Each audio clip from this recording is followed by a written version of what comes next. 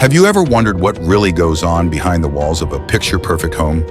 The kind that looks like the ideal family from the outside, happy, loving, and close-knit. But what if that perfect image was shattered by someone within, secretly plotting the unthinkable, a horrifying crime so heinous it would forever change everything? This is the heartbreaking story of how one family's dream life turned into a nightmare when their own flesh and blood unleashed a deadly plan. A shocking crime scene unfolded in Knoxville, Tennessee in November 2016. A college student in Louisiana stands accused of committing a horrific act against his parents, Joel and Lisa Guy. Authorities discovered a meat grinder and a gas can in the trunk of his car. The Knox County Sheriff's Office described the crime scene as gruesome and horrific, leading investigators to label the evidence they found as a diabolical stew. On Thanksgiving Day, November 24, 2016, Joel and Lisa Guy were hosting a family gathering. They had no idea that this would be their last celebration together. The couple, married for over 30 years, were deeply in love. Joel, a pipeline engineer born in 1955, had 3 daughters from a previous relationship.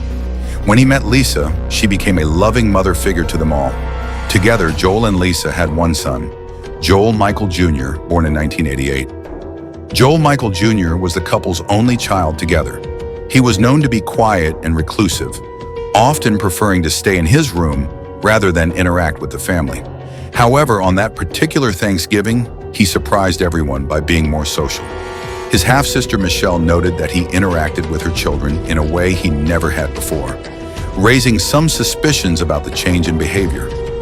This holiday felt different, a special occasion as the family gathered for what would be their final celebration in their longtime home.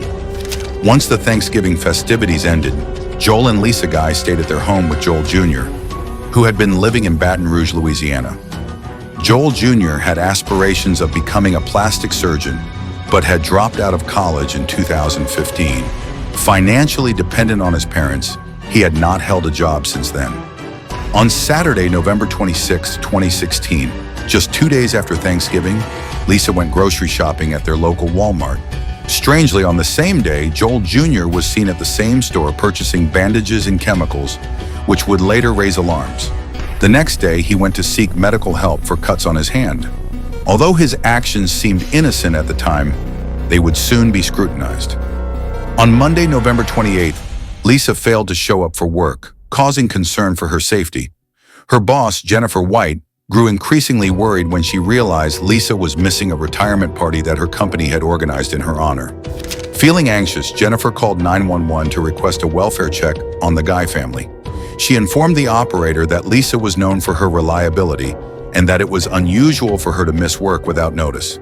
The police dispatched Officer Stephen Ballard to the home. Upon arriving, Officer Ballard rang the doorbell, but received no answer. He then checked the back of the house, but the gate was locked, and he didn't take any further action. Concerned, Jennifer called 911 a second time, prompting Detective Stephen Ballard to return to the home, this time with Detective Jeremy McCord. Looking through the windows, they noticed groceries scattered across the floor, including perishable items like milk and bacon. Despite the house being for sale, there was no real estate agent's lock on the door, and the back doorknob was missing. The detectives managed to gain entry through the garage door. As they entered, they felt an intense heat, signaling something was very wrong. The detectives saw cases of beer and bags of breakfast meat scattered around the kitchen. The scene inside the house was horrible. On the dining room table, a collection of guns lay lined up, creating an unsettling atmosphere. The air was thick with a potent chemical smell that made Officer Ballard's forehead tingle as he stepped inside. He recalled, "I actually felt a tingling on my forehead from the moment I entered the home." As they ventured up the stairs, the heat intensified, making the situation even more alarming. Concerned by these ominous signs, the officers feared the worst. At the end of the hallway, they were met with a horrifying sight, a pair of human hands.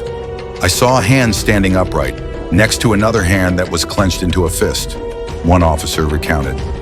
But what awaited them in the kitchen was even more terrifying. The officers stepped into a gruesome scene, realizing they needed backup. There was no one alive in the house. Something terrible had clearly happened. Backup quickly arrived, along with forensic investigators. Upon entering the house, they noticed a large stock pot simmering on the stovetop. The forensic team discovered reddish-brown stains smeared on the walls and banisters leading up the stairs. However, the most gruesome evidence awaited them in the bathroom. Alongside a weapon found in the bathroom sink, there were 2 blue tubs filled with a disturbing mixture of liquid and pieces of flesh. Blood was everywhere, and it seemed as if every room contained some form of evidence related to the horror that had occurred. Yet one person was missing, their son, Joel Jr. He had somehow managed to stay alive. The police placed him under surveillance as he became the only suspect. On Tuesday, November 29, 2016, he was apprehended in Baton Rouge. A meat grinder was discovered in the trunk of his car, adding to the mounting evidence against him. What had happened to Lisa and Joel Guy Sr.? It was evident they had been killed, and their own son was the prime suspect. But why would he do such a thing? Inside a backpack in the house, officers found a shocking piece of evidence: a black notebook belonging to Joel Jr. This notebook turned out to be crucial in unraveling the mystery of his parents' deaths. It contained checklists detailing everything he needed and steps he intended to take to murder them. Minimize things I touched during the visit. Wear gloves and socks to prevent fingerprints and footprints. Drop something down the garbage disposal to break it. Get him on the ground. Clean up the mess before she gets home. Bring a blender and food grinder to grind the meat. The notebook, which investigators would later nickname the Book of Premeditation, revealed that Joel Jr. had been planning this horrific crime for weeks, if not longer. As early as November 7th, just over 3 weeks before the murders, CCTV footage showed Joel Jr. buying items he would later use in the killings, including hydrogen peroxide. His internet history revealed searches for various chemicals like sodium percarbonate, the active ingredient in OxyClean. Joel had devised a plan to end both of his parents' lives, intending to frame his father for the crime. He even wrote about how he would clean the crime scene and partially burn the house to destroy any evidence. As investigators pieced together the timeline of events, it became clear what had transpired. On November 26, 2016, at around 12:18 p.m., Lisa Guy went grocery shopping, leaving her husband at home. Meanwhile, Joel Jr. attacked his father in the upstairs exercise room. The officers later noted that the room was in disarray, indicating that Joel Sr. had fought valiantly for his life. Unfortunately, his son overpowered him and stabbed him more than 40 times. Just after noon, Lisa returned home, completely unaware of the horror waiting for her. She walked in with groceries, but upon hearing something from upstairs or noticing signs of her son's violent turn, she dropped everything and rushed upstairs. Tragically, she was too late to save her husband. Instead, her son attacked her, inflicting at least 31 stab wounds.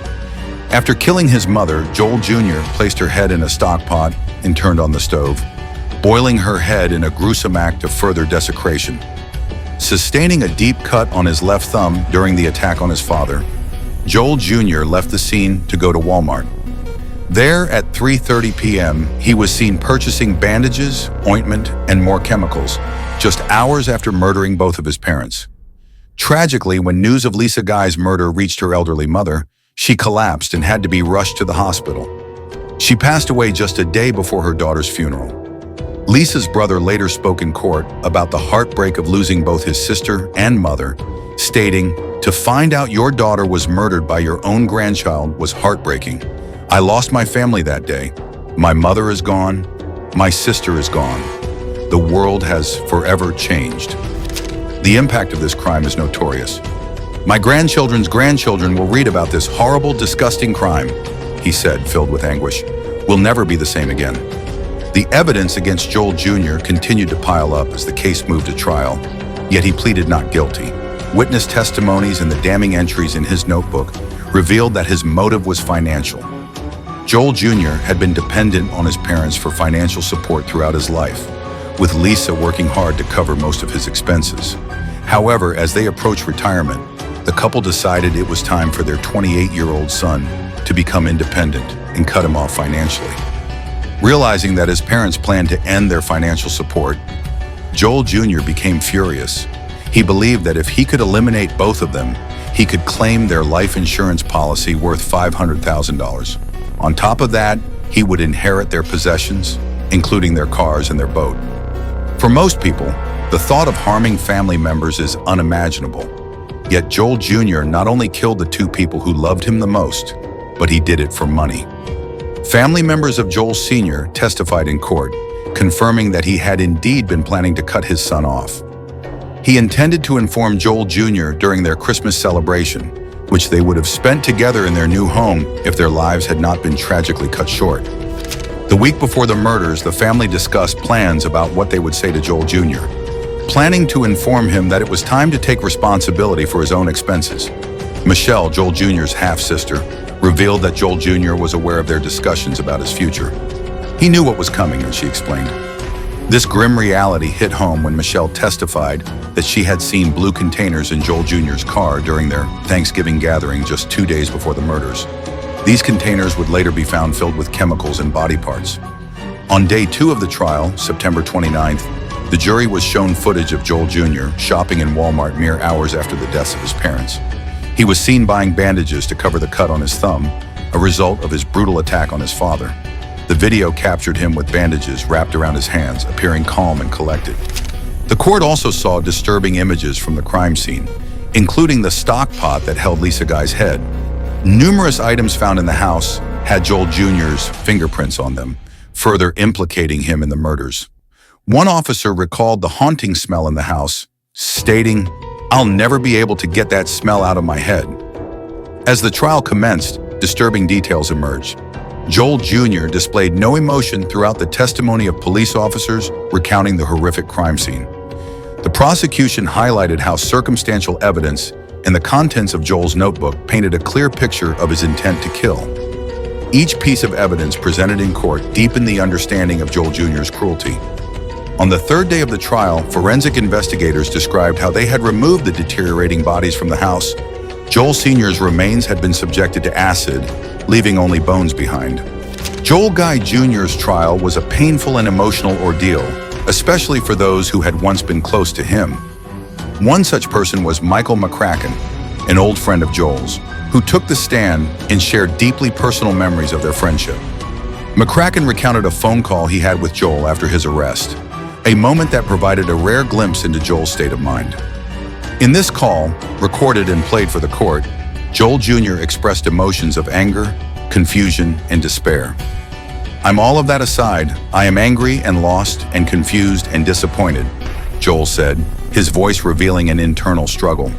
This brief moment of vulnerability stood in stark contrast to his demeanor throughout the trial.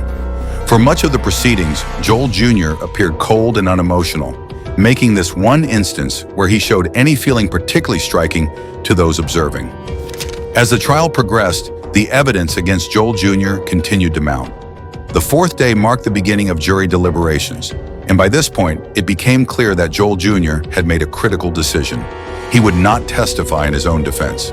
It was a move that left many wondering if he had already resigned himself to his fate, or if he felt there was simply nothing left to say. His silence, coupled with the overwhelming evidence, made the outcome seem inevitable. On October 2nd, 2020, the jury delivered its verdict, and it was as devastating as it was expected. Joel Guy Jr. was found guilty of every charge against him: 2 counts of first-degree murder, 3 counts of first-degree felony murder, and 2 counts of abuse of a corpse. The courtroom was filled with a heavy silence as the verdict was read, the weight of the horrific crimes Joel Jr. had committed fully settling in. Family members of the victims were present, many of them fighting back tears, knowing that justice had finally been served, but also realizing that no amount of punishment could ever bring their loved ones back. The trial featured over 700 pieces of evidence, ranging from disturbing photographs to detailed forensic reports, all of which painted a clear picture of the gruesome acts Joel had carried out. The jury took these pieces of evidence into account as they unanimously convicted Joel Jr. and sentenced him to 124 years in prison, a sentence so long that he will never again be a free man in this lifetime. He remains incarcerated at the Northwest Correctional Complex in Tiptonville, Tennessee, and his first chance at parole will not come until April 30th, 2136, a date so far into the future that it's almost unimaginable. The courtroom, though filled with the relief of justice being served, also carried a sense of sorrow. The sentencing brought closure, but it could not erase the horrors of what had been done or the profound loss felt by Joel's family and friends. This case was not just about the crime, it was also about the tragic disintegration of a family and the terrible consequences of greed, selfishness, and deep-rooted emotional turmoil. The devastation Joel Guy Jr. left behind will linger for generations as the people who once knew and loved him struggle to make sense of the senseless violence. The case of Joel Guy Jr. serves as a haunting reminder of how family ties can be shattered by greed and betrayal. This horrific tragedy not only destroyed the Guy family, but also shook the entire community, leaving neighbors, friends, and even strangers grappling with fear and disbelief.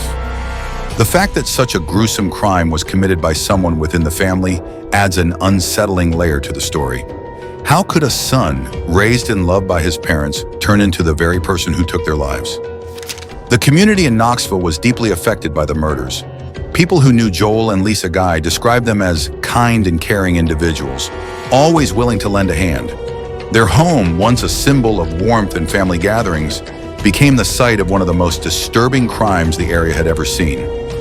The shockwaves of this event didn't just stay within the walls of the house, it spread to the entire town. Many questioned their own safety, realizing that even those closest to us could harbor dangerous intentions.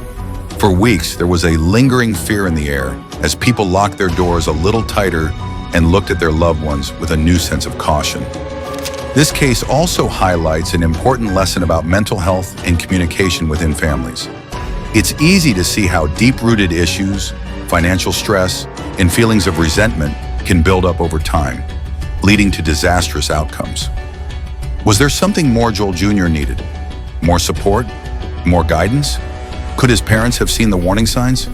These are difficult questions, but they force us to think about how vital it is to maintain open communication with our loved ones, especially when tensions are high. Addressing issues before they spiral out of control can sometimes prevent tragedies like this from happening. The heartbreaking story of Joel and Lisa Guy reminds us that greed can be a powerful motivator, one that can lead to unimaginable consequences. It teaches us to value human life over material wealth and to always prioritize love and understanding within our families. The community, the extended family, and all those who followed the trial were left forever changed, knowing that something so horrific could happen in what seemed like a happy, loving home. What are your thoughts on this devastating case? Do you think anything could have been done to prevent this tragedy, or was it a disaster waiting to happen? Could there be deeper lessons for families and communities to learn from this? Share your thoughts in the comments below. We'd love to hear from you.